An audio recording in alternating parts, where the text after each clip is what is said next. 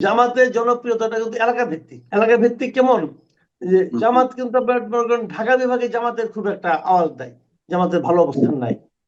আবার ময়মনসিংহ বিভাগে জামাতের অবস্থান প্রায় নাই বললে চলে, মোটেই ভালো অবস্থানে নাই। বরিশাল বিভাগেও জামাতের অবস্থান কিন্তু ভালো না। জামাতের অবস্থান ভালো হলো উত্তরবঙ্গে, ওই রাজশাহী, রংপুর, হ্যাঁ, ওই এলাকাগুলোতে জামাতের, খুলনা, ওই এলাকাগুলোতে জামাতের অবস্থান মোটামুটি ভালো।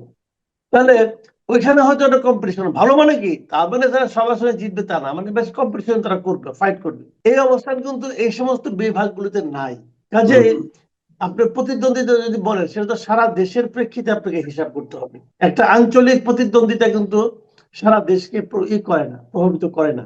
কারণ আমার বাড়ি তো ভাই ময়মনসিংহ, আমি যখন ময়মনসিংহ বিভিন্ন জায়গায় ফোন টোন করি, জিজ্ঞাসা করি এখানে জামাতের কি অবস্থা, তোরা বলে কই জামাত তো দেখি না, বুঝছেন না।